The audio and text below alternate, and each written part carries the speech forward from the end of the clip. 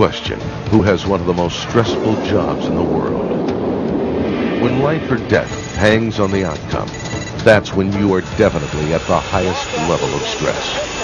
These fighter pilots are very high on this list. These are the men and women who trained for more than 5 years, learning how to fly 32-ton jets costing over $40 million, with more than 300 different cockpit switch positions, 9 computers, and more than 80 displays. Who can forget the Top Gun movie and its portrayal of fighter pilots as fearless, steely-eyed, supremely confident aviators who appeared to be bothered by nothing? Is this true? Are combat fighter pilots really like this? And how do they get to that state? Wouldn't it be great for you to teach your people some of these stress control and performance-enhancing secrets? Such a unique opportunity exists today through former Top Gun instructor Bill Driscol. In the normal course of events, when something really has your attention, whether it be a job interview or a speech or whatever the case may be, you wipe your brow, you squeeze the tension and anxiety and sweat off your brow. We put it into the jar. There's a little bit of sweat in this jar. We would call this, the sweat jar, so to speak. You might say, well, what's the point here? What I'm trying to drive at is when we go into combat and we're going over enemy territory, that's a different deal. Now I wipe my brow, I squeeze the tension and anxiety and sweat from going in over enemy territory into a jar, totally different deal. The next condition, what's it like getting shot at over enemy territory? Again, I wipe my brow, I squeeze it in the jar, again, different deal. What's it like, the third condition? Now there's 3 or 4 enemies behind me, they're shooting at me, I'm in a real jam, I can't get the plane to do what I want it to do. What's that like? Again, I wipe my brow, I squeeze it into the jar, looks like this.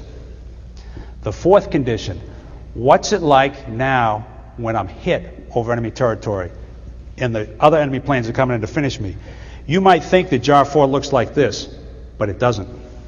The fourth condition, when you're hit, losing control of the plane, looks instead like this. And it's not what you think it is, it's just Gatorade.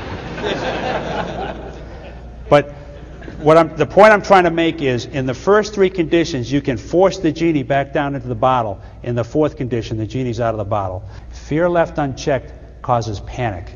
When we start to panic, it's all over. We cannot go into combat and be successful when we panic. I will tell you, as business men and women out there in the world today, in the world economy, the tension and anxiety of what you go through, you need to have some kind of a system to help you navigate through that, because it's tough, and left unchecked, it's going to cause some serious health problems later in your lives. Bill's air combat presentation is not just about flying fighters in combat. It's about a way of life and the lessons of life which are normally only learned by those who must back up their performance with their life. Bill Driscol's intense level of training, concentration, and teamwork required to succeed in air combat is what he will direct to your group.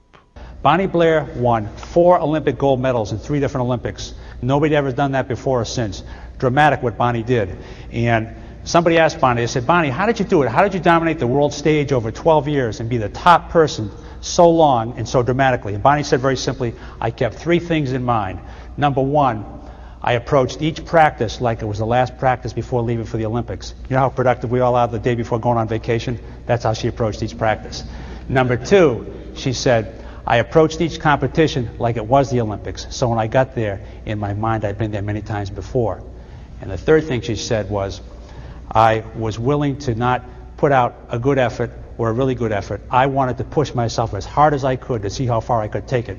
And this is a woman who worked out 6 to 8 hours a day, 7 days a week for 10 months, brought herself regularly to vomit. That's how hard she worked out. But she was willing to make that kind of an effort. And as a result, Bonnie Blair won 4 gold medals in 3 different Olympics. She's probably the best example of self-discipline I've ever seen. What I like about her self-discipline is she just didn't have it for 1 day or 1 week or 1 month. She had it always. Her self-discipline was not situational. It was all-encompassing. Bill utilizes extensive audience participation to enhance his presentation, and he'll weave answers into the fabric of your business as they relate to your company's performance in a manner which is both entertaining and humorous. You're the pilot of this airplane. This is an F-14 Tomcat. You started this thing at about 380 knots, which is okay, but not a great speed. As you pitch up, this is a MiG-29, and he started faster than you, because the reason you know this is because he's able to get up above you, so you think, well, he's faster than I am. I don't like that. I'm a little more than mildly concerned that he's faster than me to start the fight. Yeah. At this point, you're in a bit of a bind. So what we did, exactly as you say, we take the airplane, we rudder it hard. I'm talking not, this is kick it. The folks from Boston will appreciate this. We're going to park the airplane. So we put the airplane right here. Now we're maybe 80 to 70 knots, just barely able to hold the thing. When we do that, what he does is gently flies out like that. And as he does that, he then decides to, dive down. You're sitting here at 80 knots. What do you do? You got him. Mm-hmm. So you would go after the kill? I would. Okay. How about you, sir? What do you think? I'd get out of there. You'd get out of there. What would you do? I wouldn't be in that position. You wouldn't be in that position? I understand. How about you, sir? Take him out. Okay. I'm not saying many times in fighter tactics there are several different answers to the same problem. I'm not necessarily saying it was the right thing, but think as salespeople now, a customer that you've worked with for 2 years, an account that's really important to you, and a big account. And the fellow that you've been working with, or the gal, says to you late one evening, write it up. Can you bring it by my house later tonight? I'm leaving town tomorrow. Are you going to write it up and bring it by later that night? Or are you going to make some kind of a reason, I can't do it tonight, but maybe tomorrow? What are you going to do? Take him out. That's right.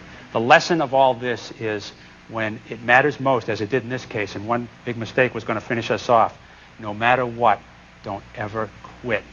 Nothing is more certain than defeat for the pilot or the salesperson who quits when it matters most. That's the point. How many people have been to the Tomb of the Unknown Soldier in Washington, D.C.? Pretty impressive operation. It opens to the public at 7:30 in the morning. It closes at 3:30 in the afternoon. And the fact that it closes to the public, realize the men and women who stand guard 24 hours a day, 7 days a week, regardless of the weather. And we've been doing that since 1931. It's a very special place for the military. Now, this past fall, Hurricane Isabel was pointed right at that area.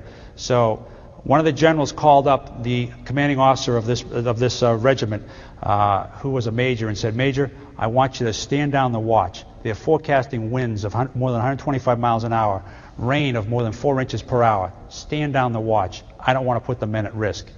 The major said, "Sir, you don't want to put the men at risk? That's right. Stand down the watch. I don't want the men at risk." And the commanding officer said, "Yes, sir. I heard you, yes, sir." So what he did was he went out himself and stood 2 4-hour watches in this 120-mile-an-hour wind and 4 inches of rain per hour. Very simply, he said, "I was told not to put the men at risk, so I stood the watch myself. It was a privilege. We have men and women over in Iraq right now risking their lives. I'm certainly not going to let a little wind and rain stand in the way of standing this watch." Would you follow that major into combat? You bet your life you would. Recognize that the answers to these questions are not given with words. They're given with actions. Leaders that are serious about leading let the actions speak, not the words. In the words of the poet, what lies behind us and what lies ahead of us is of little importance with what lies within us. I would like to wish each and every one of you and your families a long and peaceful life, and in the business world in 2004, good luck and good hunting. Thank you.